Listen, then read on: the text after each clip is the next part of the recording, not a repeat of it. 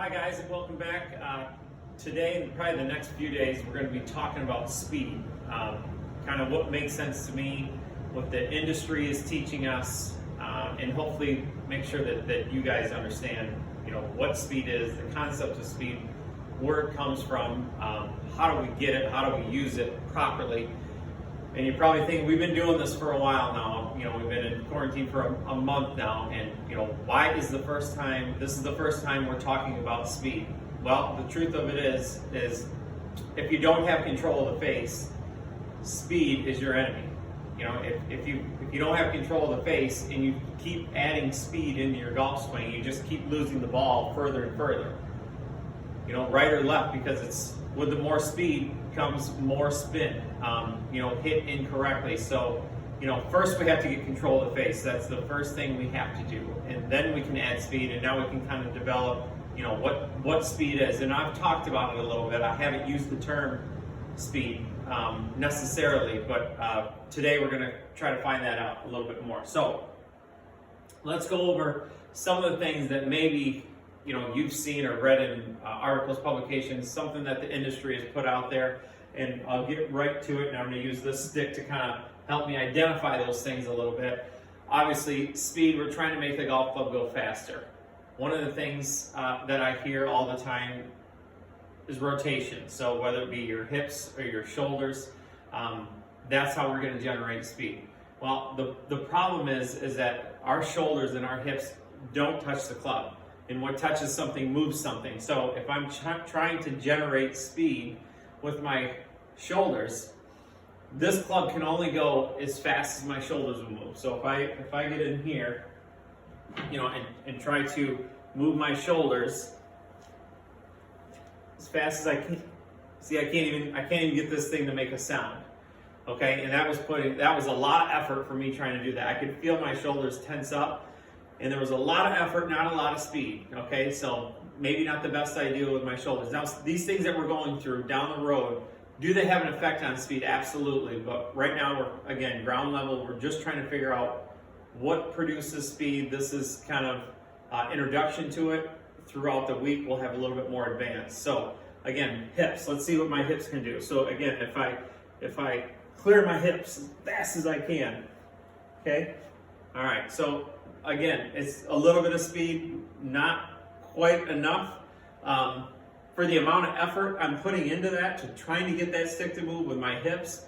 That's clearly not working. There's got to be an easier way, okay? So again, what touches something moves something. So it starts, again, here with my hands, all right? Even if I just swing it here just with one arm, now I can make it go faster and faster and faster, okay?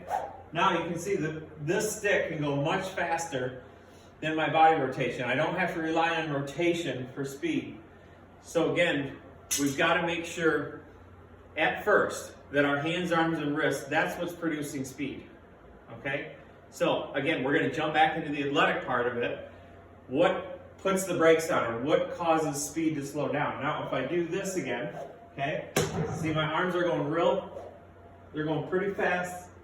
There's not a lot of tension. Now if I start to lock my shoulder joints up, okay, that's not as fast. Now if I have no wrist tension, now the club is getting real slow. Now again, my club or my stick has slowed down to what my body speed is.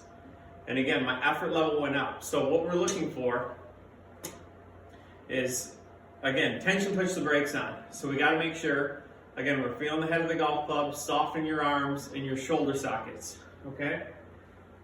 Now, the other thing that we talked about is this L to L, so this pivot in the golf club.